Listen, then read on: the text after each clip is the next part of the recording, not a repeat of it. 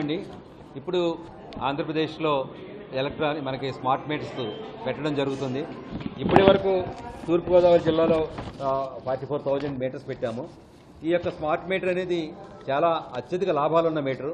ఎలాగైతే మన చేతికి ఓల్డ్ ఫోన్కి స్మార్ట్ ఫోన్కి ఎన్ని తేడాలు ఉన్నాయో స్మార్ట్ మీటర్కి అన్ని లాభాలు ఉన్నాయి. ప్రతి వినియోగదారుడు తన మొబైల్లో ఎప్పటికప్పుడు డేటా చూసుకునే అవకాశం ఉంది. స్మార్ట్ మీటర్ పెడితే అడ్వాన్స్గా పేమెంట్ చేయాలి, మనం ప్రీపెయిడ్ మీటర్లు అనే అపోహ ఉంది. ఇంతవరకు మేము మా యొక్క ఏపీ ఈపీడీసీఎల్ కానీ ఏపీ ఈఆర్సీ కానీ ప్రీపెయిడ్ మీటర్స్ పెట్టమని చెప్పి అనలేదు. సో ఇంతవరకు ఎలా బిల్ పే చేస్తున్నారో ఈ స్మార్ట్ మీటర్ పెట్టిన తర్వాత కూడా అలాగే బిల్ పే చేయొచ్చు.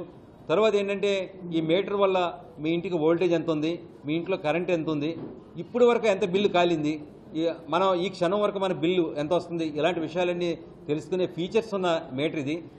ఈ స్మార్ట్ మీటర్లో ఉన్న అడ్వాంటేజెస్ ఏమిటంటే ఒక మనకి లేటెస్ట్ అడ్వాన్స్డ్ ఇన్ఫర్మేషన్ రావడమే కాకుండా అయితే డిపార్ట్మెంట్ సైడ్ కూడా మాకు వెసులుబాటు ఏంటంటే అమౌంట్ కట్టకపోతే డిస్కనెక్షన్ అనేది ఫిజికల్గా ఇంటికి వచ్చి చేయడం అనేది అక్కర్లేకుండా సిస్టమ్ కంప్యూటర్లో మా అసిస్టెంట్ ఇంజనీర్ ఆఫీస్లో కూర్చొని డిస్కనెక్ట్ చేసుకోవచ్చు.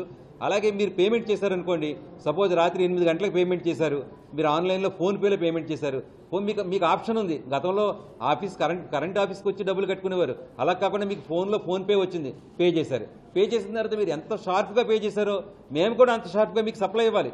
అలా ఇవ్వాలంటే ఈ స్మార్ట్ మీటర్లో మళ్ళీ మా కంప్యూటర్లో మేము దానికి కమాండ్ ఇస్తే మీకు ఇమీడియట్గా పవర్ సప్లై వస్తుంది. సో స్మార్ట్ మీటర్ అనేది చాలా అడ్వాన్స్డ్ ఫీచర్స్ ఉన్న మీటర్ తప్పితే మరి ఇంకేమీ కాదు.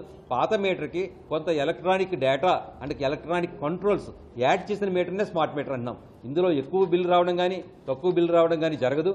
ఎప్పుడు గతంలో మీటర్ ఏదైనా ప్రాబ్లం వచ్చినప్పుడు వాటిని సరిచేసే అవకాశం మా ఇంజనీర్స్కి ఏ రూల్ ప్రకారం అయితే ఉందో స్మార్ట్ మీటర్ పెట్టిన తర్వాత కూడా ఏదైనా బిల్లు ఎక్కడైనా తేడా వస్తే దాన్ని సరిచేసే అవకాశం అప్పుడు ఎలాగుంది ఇప్పుడు అలాగే ఉంది.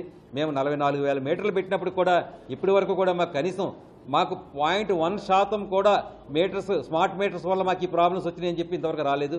మేము ఎవరికీ బలవంతం చేయడం లేదండి. స్మార్ట్ మీటర్ ఇది advanced meter with advanced features. కానీ ఎప్పుడైనా అపోహ కలిగినప్పుడు దానికి ఓన్లీ వన్ సొల్యూషన్, క్లారిఫికేషన్.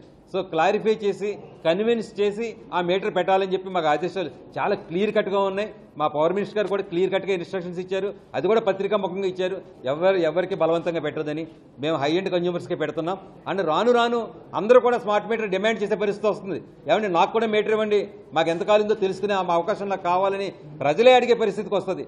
కాబట్టి అందరినీ కన్విన్స్ చేసే పెడతాం తప్పితే మేము ఎటువంటి బలవంతంగా పెట్టాం. స్మార్ట్ మీటర్ పెట్టిన తర్వాత వినియోగం పెరగలేదండి.